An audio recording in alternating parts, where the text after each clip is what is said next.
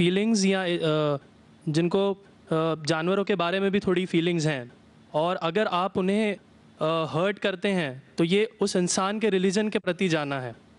तो मेरा ये मानना है कि भगवान कुछ नहीं है, सिर्फ एक यूनिवर्सल ब्रदरहुड का माध्यम है ताकि एक भगवान को हम पूजें या इबादत करें और इसके थ्रू हम यूनाइट हो जाएं। तो मेरा सवाल ये है कि हम हमेशा भगवान को इस तरह तोलते हैं कि उसे इंसान की तरह फीलिंग्स हैं, वो हमें सज़ा देता है, हमें रिवॉर्ड करता है, पर हमारे अलावा इस यूनिवर्स में, मैं उस वर्ड पे स्ट्रेस करूँगा, यूनिवर्स में जानवर भी हैं जिनका काम इस भगवान के बिना चल रहा है, जिनमें कोई फीलिंग्स नहीं है, ना वो कुरान पढ़ते हैं ना बाइबल पढ़ते हैं। वो भी जीवित हैं, हम भी जीवित हैं। हमें एक गुमान हो गया है कि हम थोड़े स्मार्ट हैं, पर वो भी इस सृष्टि का हिस्सा हैं। तो इस यूनिवर्सल ब्रदरहुड में उनके प्रति हमारी भावनाएं के बारे में कुछ जिक्र, और मैं जानना चाहूँगा कि क्या पैंथीज़म इसका एक सॉल्यूशन नहीं है, क्योंकि इसमें हम किसी एक इंडिविजुअल को वर्शिप नहीं करते। जैसा कि जुडाइज़म में कहा गया है कि I am a jealous God, और एक जेलस एक ऐसा इमोशन नहीं है जिसे हम पूज सकें मेरे हिसाब से। पर अगर हम पैंथीज़म को एक सॉल्यूशन माने तो ये एक ऐसी चीज़ है जो हमेशा रही है। पेड़ हमेशा रहे हैं, ये यूनिवर्स हमेशा रहा है, और जबकि धारणाएं, डेफिनेशंस भगवान की हमेशा बदलती रही हैं। तो अगर हम गॉड को कांस्टेंट के रूप में देखना चाहते हैं और इसे एक माध्यम बनाना चाहते हैं आपसी भाईचारे का, आलमी भाईचारे का, तो क्या पैंथीज़म इसका एक सॉल्यूशन नहीं है? भाई साहब ने सवाल पूछा कि यूनिवर्सल ब्रदरहुड हम सिर्फ इंसानों तक महदूद रह गए हैं, क्या जानवर में जान नहीं है? और ये भगवान को हमने खुद बनाया ताकि आलमी भाईचारा रहे, लेकिन क्या पैंथीज़म इसका सलूशन नहीं है कि भगवान को हम दूसरे रूप में देखें? भाई साहब का अच्छा सवाल है। सवाल के दो हिस्से हैं।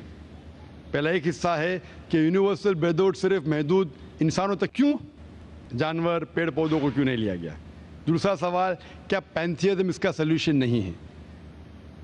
पहले सवाल का जवाब कि यूनिवर्सल ब्रदरहुड, आलमी भाईचारा के अंदर हम बाकी जीवित चीज़ों को क्यों नहीं लेते? अगर लेंगे तो जीना ही मुमकिन नहीं है। अगर हम लेंगे बाकी जीवित चीज़ों को, हम आलमी भाईचारे में लेंगे, तो आपको यहाँ खड़े रहना भी मुमकिन नहीं है 5 मिनट तक के। क्यों? मैं बोलूँगा, क्योंकि मैं डॉक्टर हूँ। भाईचारा का एक उसूल है कि दूसरे भाई का कत्ल मत करो, उसूल है क्या नहीं? ठीक है, आप सांस ले रहे अभी, सांस ले रहे ना? आप जब सांस लेते लाखों जर्म्स का कत्ल कर रहे हैं आप कैसे भाई? ये लाखों लोग का कत्ल कर रहे जीने के लिए, ये कैसा भाईचारा है? तो इसीलिए भाईचारे का डेफिनेशन जरा हम बराबर तौर से समझ ले, फिर हम डिस्कस करें। क्योंकि अगर आप कहेंगे हर जीवित चीज मेरे भाई है, तो आप भाईचारे के खिलाफ। कोई भाईचारा में ये नहीं है कि दूसरों का कत्ल करो अपने आप को जिंदा रखने के लिए। कभी भी इस्लाम में ये नहीं कहा गया है कि दूसरों को दबाओ अपने आप को ऊंचा करने के लिए। और मैं अल्लाह के रसूल की एक मिसाल दूंगा आपको।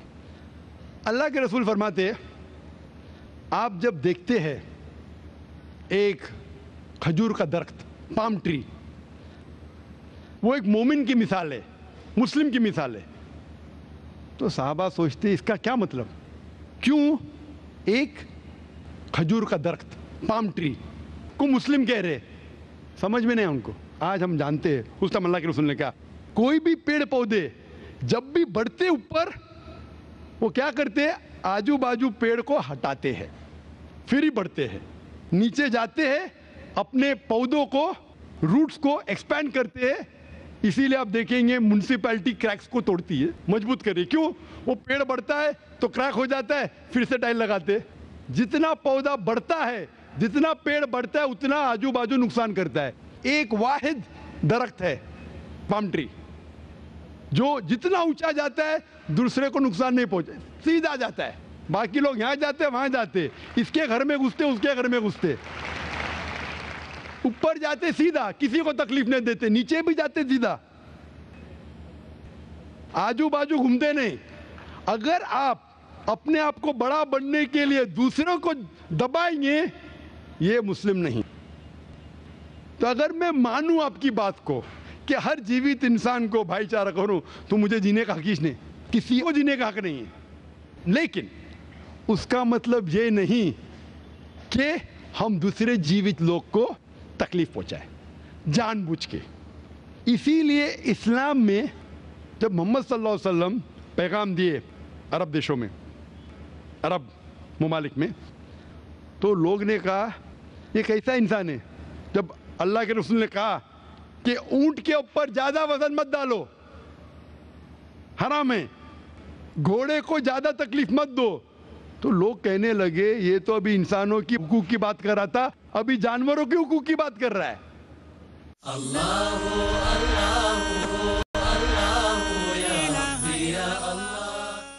अल्लाह के रसूल फरमाते जब एक शख्स आग उगाता, बोलते आग को बुझाओ, क्यों? उधर चींटियां मर रहे हैं।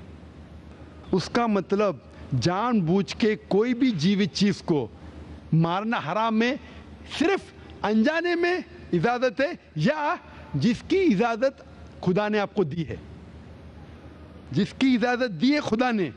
मिसाल के तौर पे मनुस्मृति में चैप्टर नंबर 5 श्लोका नंबर 31 में लिखा गया है कि खुदा ने कुछ जानवरों को बनाए खाने के लिए और किसको खुराक बनने के लिए, some to be eaten some to eat. अगर वो खाने वाला जानवर दूसरे जानवर को खाता है जिसको खुराक के लिए बनाया है तो कोई गुनाह नहीं है। मनुस्मृति चैप्टर नंबर 5 श्लोक नंबर 30 में अगर आप उस जानवर का कत्ल करते जो खाने के लिए बनाया गया तो आप गुनाह नहीं कर रहे। Manusmriti chapter number 5 shloka number 39 में सैक्रिफिशियल एनिमल, जो एनिमल कुर्बानी के लिए बनाए गए उसकी कुर्बानी देना गुनाह नहीं है।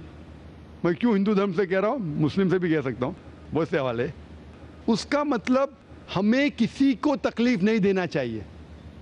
लेकिन अगर अनजाने में चलते चलते चींटी मर गई तो आप बाहर चले नहीं सकेंगे, आप सांस लेंगे जर्म, तो अल्लाह ताला ने जर्म को पैदा किया है मरने के लिए आमतौर पे, तो आप गुनहगार नहीं। मालूम कुछ जैन लोग मास्क पहनते तो भी मरते, पानी को उबालते, उबालने से मार रहे, उबालने पानी पी के फायदा क्या? अंदर मारने के बदले बाहर मार रहे, क्या फायदा? ये मुमकिन ही नहीं है। लेकिन जानबूझ के कोई जानवर को, और एक मिसाल दूंगा, हमारे खतीब जुमा नमाज पढ़ाए थे कल, डॉक्टर उस्मान, उनने अपने खुतबे में मिसाल दी थी। क्या एक औरत थी जो बहुत बेहया थी, क्या कहेंगे, जो आम तौर पे लोगों की जीनत थी। मैं लफ्ज़ उर्दू ज़रा मेरी कमज़ोर है, मैं किसी को ठेस नहीं पहुंचाना चाहता, इंग्लिश में कहेंगे नॉट विथ गुड कैरेक्टर, बाजारी औरत। ज़रा मैं ऐसे लफ्ज़ इस्तेमाल करना चाहता किसी को चोट पहुंचे, तो बाजारी औरत थी जो बहुत गुनाह करती थी।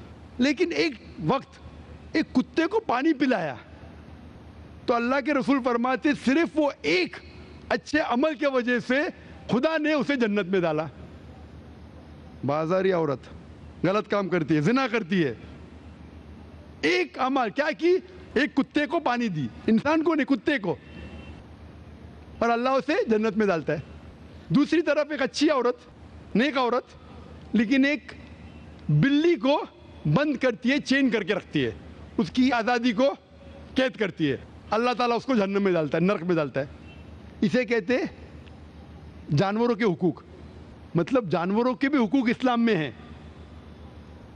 अल्लाह के रसूल फरमाते कि चिड़िया की जान भी मत लो बिना वजह, चिड़िया स्पैरो, अब पढ़ेंगे कुरान में और हदीस में कई इसके पर लेक्चर। तो इसलिए हम मानते हैं कि जीवित चीज का हमें एहतराम करना चाहिए, उसके रूल रेगुलेशन है। बोलेंगे सब जीवित चीज मेरे भाई है, नहीं भाई सब भाई नहीं है। अभी कुछ लोग इतना करते, कुत्ते के पीछे हर महीने लाख रुपया खर्चा करते। अरे गरीब लोग मर रहे, लाख रुपये से 10 घर हर महीने लाख रुपया अपने पूडल के ऊपर डालते हैं। लाख रुपये से कम 10 घर तो चलेंगे ना महीने, 20 घर चलेंगे मुंबई में, हाँ के नहीं? वो 20 घर को संभालो ना, एक पूडल को संभाल रहे। ये किधर का इस्लाम है? ठीक है जानवर की कदर करो, इतना कदर मत करो कि उसके हाथ में चेन डालो सोने की, ये करो, ये खाना लेके आओ, खाना लेके आते लाख रुपए का, आप समझ रहे ना? तो इतना मत इसराफ करो। इस्लाम के अंदर सिखाया गया है कि भाईचारा जो मैंने जिक्र किया, बट जानवरों को भी देखो और उसके साथ अच्छा बर्ताव करो, बिना वजह किसी जानवर का कत्ल मत करो। ये आपका सवाल था। आपका दूसरा सवाल इसके अंदर जवाब हो गया। आप कहते हैं कि पैंथियज्म, सबको खुदा मानना इसका जवाब है। उसका जवाब में कहा था, हमारे भाई जो अवतार सिंह थे ना, उसने कहा था पैंथियज्म, सब कुछ खुदा है, सब कुछ खुदा है। इससे क्या होता है कि सब कुछ खुदा है, मतलब अगर आप सबको खुदा मानते, चोर को भी खुदा मानते, डाकू को भी खुदा मानते, खुदा का मतलब उसका कहना मानना, बराबर कि नहीं, उसकी इज्जत करना, उसकी इबादत करना, वो जो कहता है उसकी बात मानना।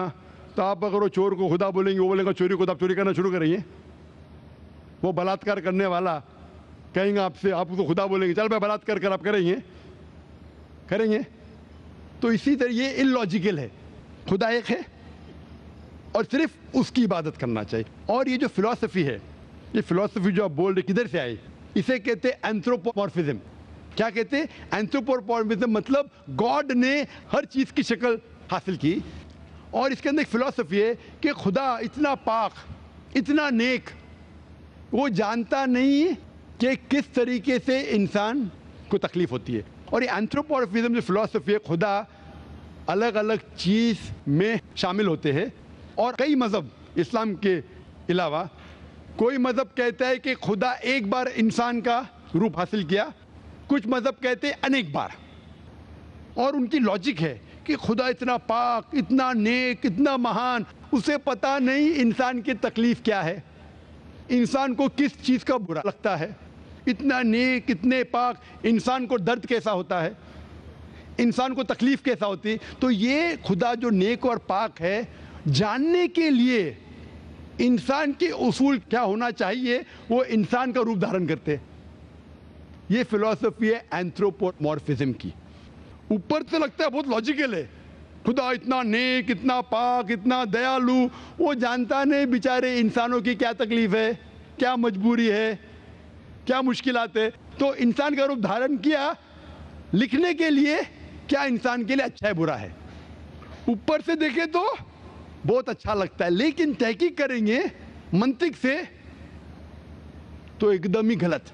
मिसाल के तौर पे, अगर मैंने एक डीवीडी प्लेयर बनाया, डीवीडी प्लेयर, क्या मुझे जरूरी है कि मैं डीवीडी प्लेयर बनूं ये जानने के लिए डीवीडी प्लेयर के लिए क्या अच्छा है क्या बुरा है? जरूरी है? नहीं। मैं एक इंस्ट्रक्शन मैन्युअल लिखूंगा कि डीवीडी प्लेयर को प्ले करने के लिए डीवीडी डालो, प्ले का बटन दबाओ, स्किप करने का स्किप का बटन दबाओ, स्टॉप करने का स्टॉप का बटन दबाओ। पानी में मत डालो, खराब हो जाएगा, ऊपर से मत फेंको, खराब हो जाएगा। मुझे डीवीडी प्लेयर बनने की जरूरत नहीं। इसी तरीके से खुदा हमारा खालिक है, हमारा बनाने वाला है, हमारा पैदा करने वाला है, उसको इंसान बनने की जरूरत ही नहीं। वो क्या करता है? इंस्ट्रक्शन मैन्युअल लिखता है, इंसान के लिए क्या अच्छा है क्या बुरा है, क्या खाना चाहिए क्या नहीं खाना चाहिए, कैसा इबादत करना चाहिए। और इस खुदा का आखिरी इंस्ट्रक्शन मैन्युअल है कुरान। इस ईश्वर, इस भगवान, इस अल्लाह, इस खुदा का आखिरी इंस्ट्रक्शन मैन्युअल है कुरान। इस कुरान मजीद में लिखा है आपके लिए क्या अच्छा है क्या बुरा है, किस तरीके से जानवर से अच्छा बर्ताव करना चाहिए, किस तरीके से भाईचारा बढ़ना चाहिए, किस तरीके से गरीबों की मदद करना चाहिए, सब लिखा है इसमें।